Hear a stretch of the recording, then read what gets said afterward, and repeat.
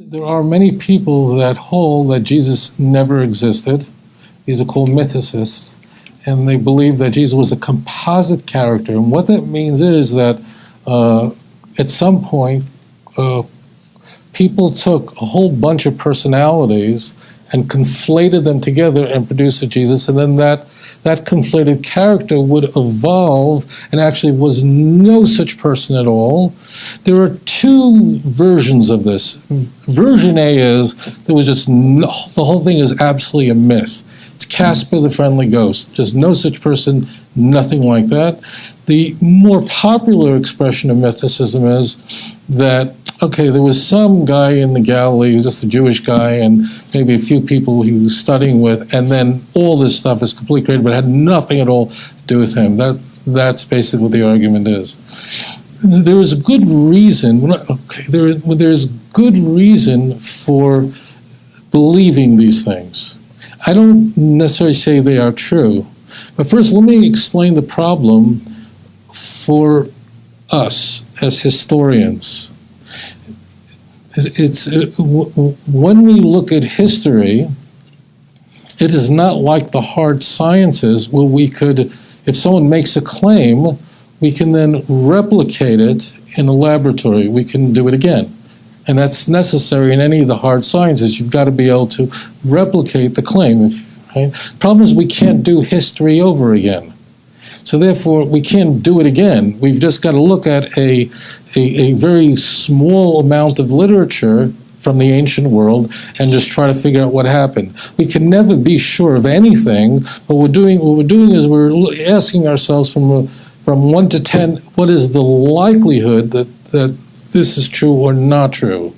What the reason why people believe that Christianity is based on something out of completely whole cloth is because there is not a single contemporaneous author who wrote one word about him. I mean, let alone Matthew's passion narrative that says when Jesus was crucified, people came out of their graves and started walking around Jerusalem introducing themselves to people. I mean, don't you think the newspapers might have mentioned that? I mean, that should have somebody, I mean, are we really to believe that no one, I mean, Philo and, I mean, no one, so we don't have any contemporaneous text, zero of Jesus or anything like that. And it is portrayed in the New Testament. Jesus was a fairly popular figure. In fact, in his what's called triumphal entry into Jerusalem, thousands of people there, that would have been recorded in the ancient world. And it's not, no one records it. In fact, we have one text which is called TF, which is Josephus' Antiquities of the Jews. The year is 94, book number 1855. But that we all know is an interpolation, meaning that's completely was invented almost certainly by Eusebius in the 324, because no one else mentions that. So that's invented. So we have nothing. We have nothing from the first century. The first non-Christian to ever mention Jesus, ever, is would be Pliny the Younger in the year 112, who, not even mentioning Jesus, he's just saying that these Christians are gathering for their services, and they don't have a license to do that, which you needed in the Roman Empire to gather.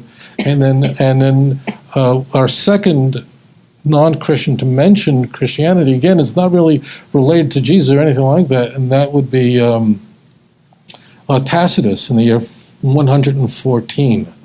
Okay, so this is the reason why people question.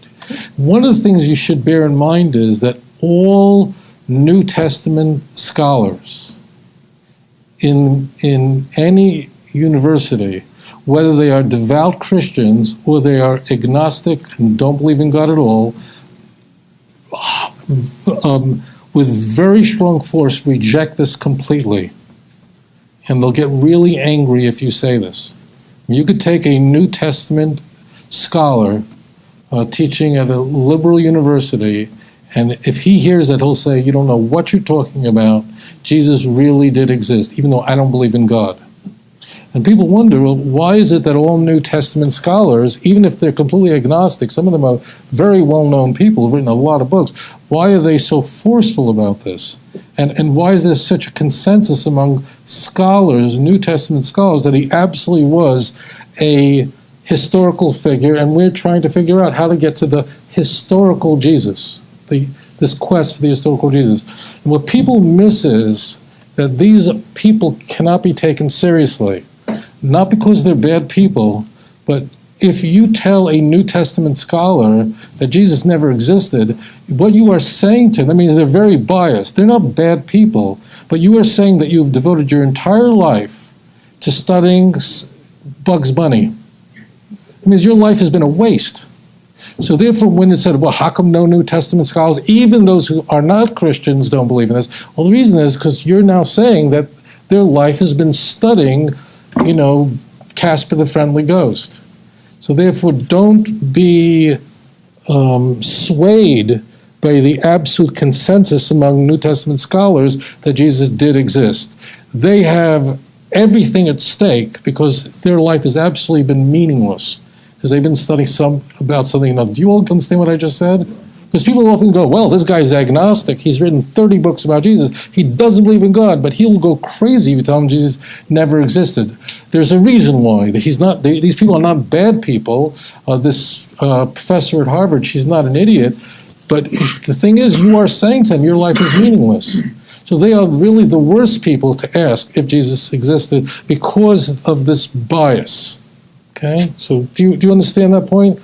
I've never heard anyone say this. People seem to be impressed by the consensus of New Testament scholars, but imagine being a New Testament scholar and saying that he never existed. What are you doing? Like studying you're studying the texts about the Roadrunner, about Bugs Bunny? I mean, you're saying your life is about nothing. Okay, to get that point? Now you're asking me, what really do I think happened? So this is something I try to stay away from because it's speculative. It's highly speculative. And I don't generally engage in speculation because when people ask me questions, they are going to decide if they're going to worship the God of Israel or not. And really, I hope to convey to you that it does not make a difference what I believe. It is not important. I don't care if you like me or you don't. What I believe is of no importance. It's what I can prove to you. And it's what the Bible says. That's very important. It's not about, Tovia, he, this and that. It's what I believe is completely irrelevant. It's what I can prove to you from the Bible. Do you get that? It's very important. Okay.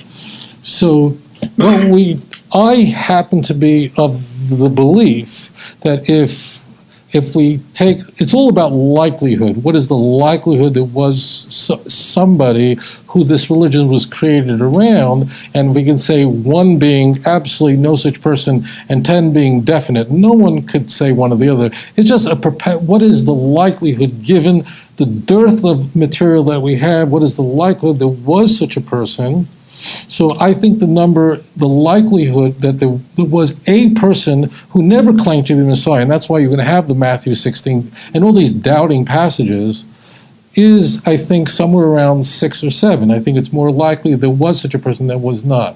It may even be in the 8 area of what I think. Because all you can do is say the likelihood is. The reason why I feel that it's likely that there was an itinerant preacher who was one of thousands of people in the first century running around saying that the kingdom of heaven is coming, God's kingdom is coming to earth, and all Rome is going to be destroyed, I think is high because this is going to sound really crazy. Okay, you ready? But there are many reasons why I think it's likely that there was a person like that, and then all this stuff is developed later. And that is, this is very counterintuitive, but what I find very convincing is the fiction in the New Testament that's, I think, very convincing, because much of the fiction in the Christian Bible would have not been necessary if no one like that ever existed. strangely, it is the fiction that tells me there likely was a person. I give you 100 examples of this. I mean, so much of this would not be necessary. I'll offer one that's really easy to get, okay? And this is why I think the number is 7 or 8. And that is that the author of Mark, whoever wrote it, was an adoptionist, meaning simply that Jesus was, there's nothing unusual about Jesus' birth. What city he's born, he's not mentioned. We're introduced to Jesus as an adult in the book of Mark at his baptism. Okay, so that's pretty early. But what develops very quickly is the idea that Jesus had to be born in Bethlehem. This becomes really important, and it's only important to 2 New Testament writers, and only 2 New Testament writers will make the claim that Jesus was born to a virgin named Mary in Bethlehem. What is very striking about these only 2 infancy narratives we find in the New Testament, one in Matthew and one in Luke. Luke is far more elaborate, is they each use a different, in literature it's called a plot device to make that happen, which means they need to get Jesus, who is from Nazareth, which no one ever heard of, which makes it very convincing, because why choose Nazareth when Nazareth is not mentioned in the Talmud, Tanakh, nowhere. And then they're trying to get him to be a resident of Nazareth, and therefore he's always known as Jesus of Nazareth, not of Bethlehem. That's the ascription that's assigned to him. But how do we get him to be born in Bethlehem? Because King David was born in Bethlehem. So Matthew and Luke independently, they couldn't get on the phone or email each other and say, well, what did you do? Oh, you did that? Okay, let me know. No, that's not going on. In the first, so what happened is they each independently come up with a different plot device, and they're complete opposites. Which means if I asked you, in simple terms, let me just explain this. If I asked you, according to these books, what was the original hometown of Joseph and Mary? Where do they come from? What city are they from? What is the answer? What's that? I'm sorry? I think it says the city of David. Okay, so you're saying that the original hometown of this couple, we'll call them young, just this couple, is Bethlehem. That's where they originally came from. I think that's what it says. Okay. That's unusual. Most people wouldn't say it. Most people would say, where was the couple originally from? Nazareth. That's because but you would both be correct, because it actually depends. According to Luke, the couple starts out in Nazareth. And then at the time when Quirinus, who was the governor of Syria, following Herod's removal in the 6th CE, I mean, it's Herod the Great's son. So what happens is there's a census where the whole empire is for taxation purposes. There's no record of this in history anywhere.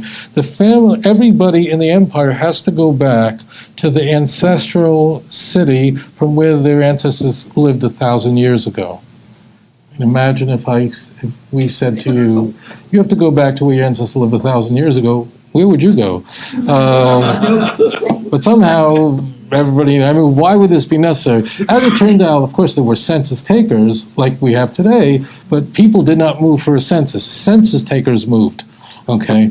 But Luke wants to come up with a reason how to get the family to go from their hometown of Nazareth, why they have to get to Bethlehem. And they come to Bethlehem, and of course, Mary's going to have a baby, and she'd like to, I guess, stay at the Holiday Inn, the Howard Johnson, or weren't a rich family, but there was no room at the inn, and Jesus is ultimately born in a barn, literally is in a manger, and then what happens subsequent to that, it's by the way, Luke's infancy narrative is enormous, and I'm leaving out a lot of it. This is the part that's critical, is that after some shepherds come and visit and so on, the family then goes to Jerusalem, where the appropriate offerings are brought. a month later, and then go to Nazareth, and that's where Jesus is raised. Okay, so the family starts out in Nazareth. They go down to Bethlehem where Jesus is born, and then they return back home to Nazareth. In Matthew, it's exactly the reverse. In Matthew, the family is from Bethlehem. There's no barn and manger in Matthew because, frankly, if you lived in Bethlehem, would you go to a hotel down the block? Of course not. So he's born at home. And what happens then is, but we need to get him, Matthew has to get him to Nazareth because everyone knows he's from Nazareth. Get it? So therefore what he does is he has the slaughter of the innocents where Herod the Great, which means Matthew is placing Jesus' birth about 10 years before Luke. Okay? He has to escape and get away from Herod the Great. He's going to kill every child born in Bethlehem. So they then go down to Egypt, chapter 2, verse 13 through 15 in Matthew, and they are there until the death of Herod.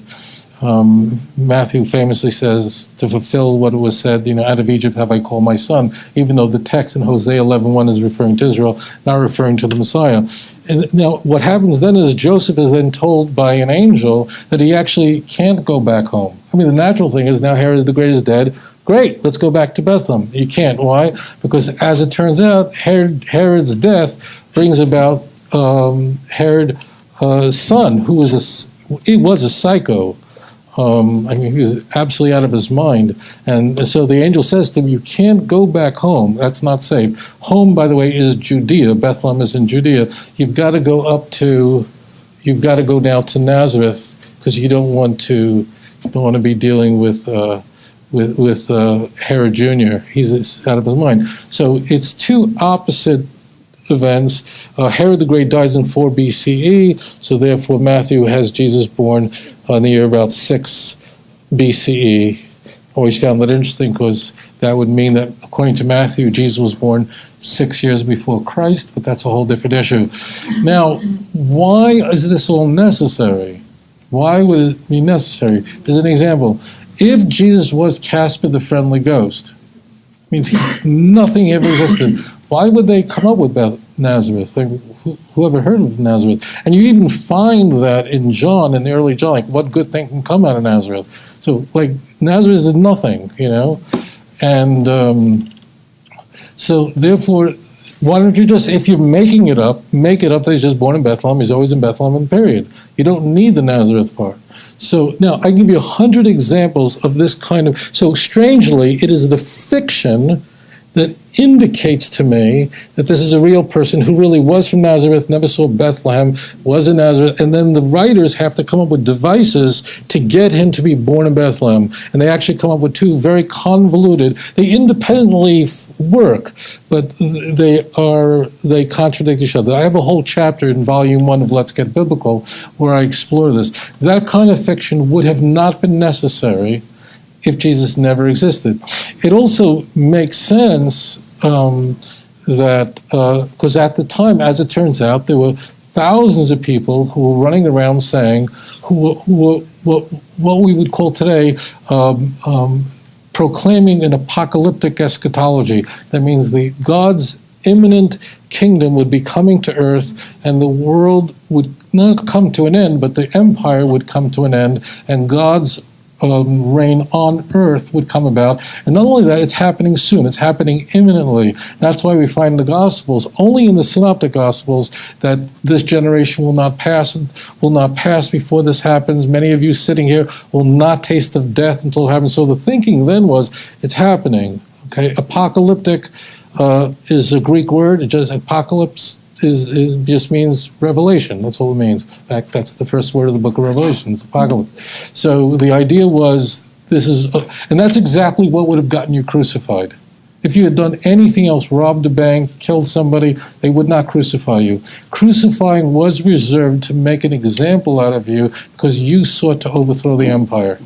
So therefore, on a scale of 1 to 10, this and 100 other examples I can give you, which are completely vestigial, there's unnecessary, would point to that there was somebody who just got on, who said the kingdom of heaven is coming to earth, the empire is going to be overthrown, and that would explain exactly what would get you crucified. That's what got you crucified, was treason. Anything wasn't treason, the Romans weren't interested. But they wanted, crucifixion meant you were on the cross and you were there for a week. And you died. It took a long time to die on the cross. In fact, what is very striking is not Jesus rising from the dead. There's so much literature about people in the ancient world rising from the dead. What is very odd is nobody died in 6 hours. So that, I think, is very impressive.